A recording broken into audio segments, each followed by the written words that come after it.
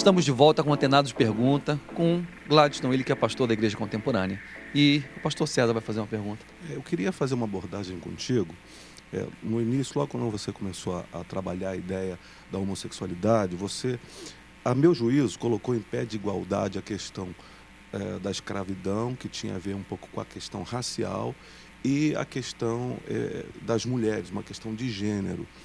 E aí há uma discordância do ponto de vista do pensamento filosófico acerca de onde se enquadrariam, então, os homossexuais. Porque não é uma questão racial e também, para nós, não é uma questão de gênero. Mas quando se vai fazer essa abordagem, então se defende uma ideia, foi o que eu percebi, uma ideia de um gênero, como se fosse um gênero.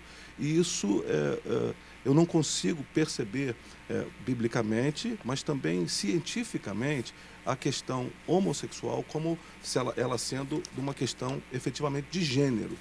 E aí eu queria que você desse uma pincelada nesse assunto, porque é para nós também importante a colocação entre a questão racial, a questão de gênero, e onde se enquadraria isso na visão que vocês têm.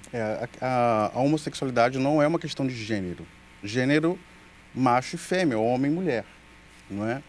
E também não é nenhuma ordem cromossômica, como às vezes alguns loucos, não é, assim, religiosos falam, porque tem que ter um cromossomo gay. Não existe cromossomo gay, também não existe cromossomo heterossexual, não é?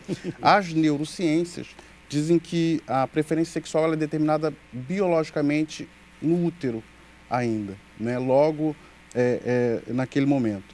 E que uma porcentagem da população, cerca de 10%, nasce assim, né? A gente vê também isso no reino animal, então não poderia ser uma deturpação de um ser humano, né? Porque a gente vê aí, existem 71 espécies que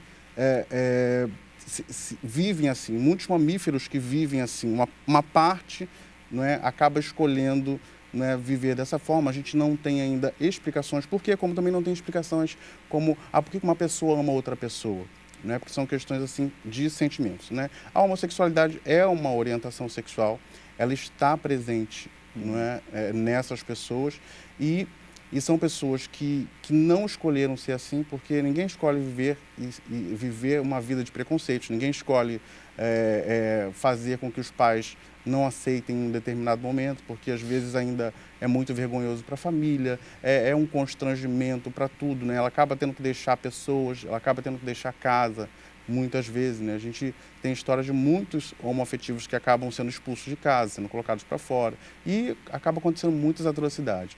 Mas hoje a ciência, né, a psicologia entende que ela não tem forma nenhuma de tratar isso como uma doença, porque ela não é uma doença. Inclusive eles são proibidos, inclusive, impedidos de fazer isso, porque eles não têm no código, né, de estudos ou de entendimentos alguma coisa que possa tratar isso como um problema, Como né, uma assim, doença, como uma doença ou tudo. Na Bíblia, Mas você não acha que é um pouco assim, do Conselho Federal de Psicologia, ele dizer que... Porque se eu, como assim, heterossexual, tenho um transtorno, na minha heterossexualidade, eu posso ser tratado por um psicólogo.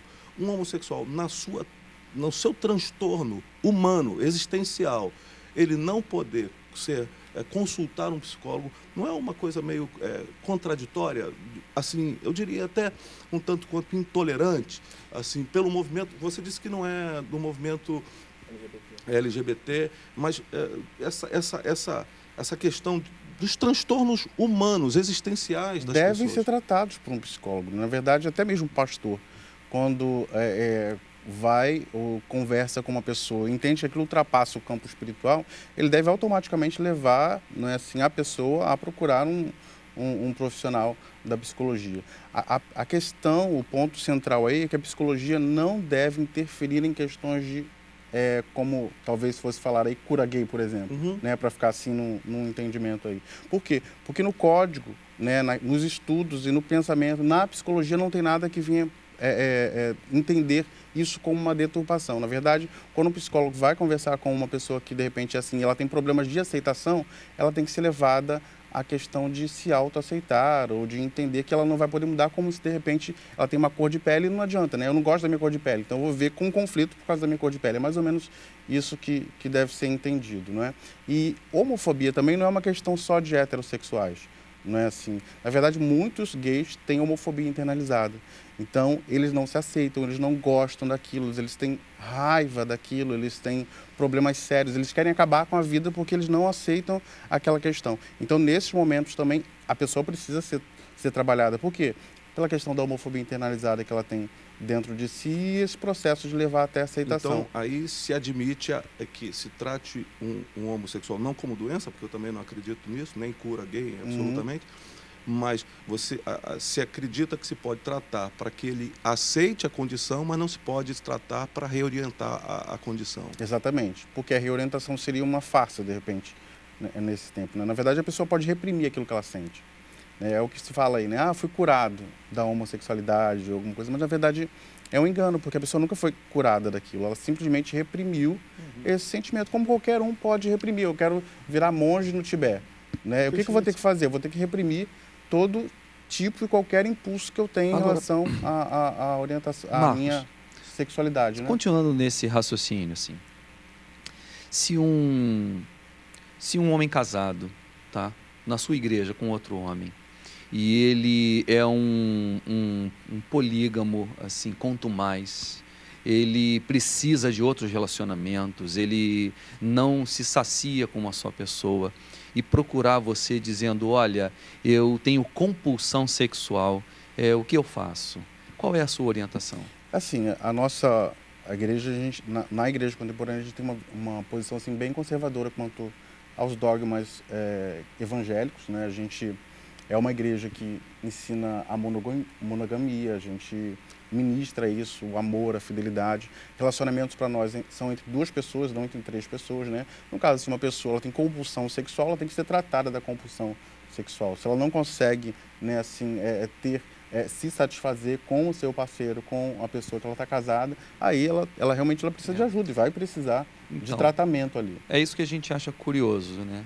Que a compulsão sexual é visto como um transtorno, né? E o sujeito deve reprimir e tratar isso dentro de si. Mas o desejo homossexual não é visto como transtorno, portanto, ele não pode reprimir.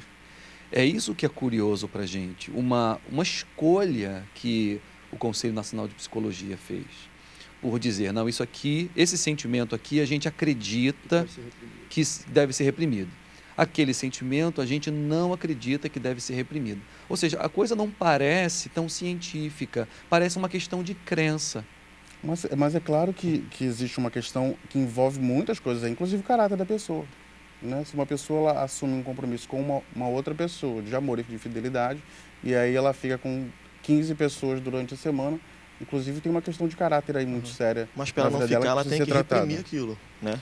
Para ela não ficar, porque se ela sente o desejo de ficar com outras, né? Para ela não ficar, ela precisa reprimir, certo? Então, a pergunta dele é essa, por que ele tem que reprimir um e não pode reprimir o outro, entende?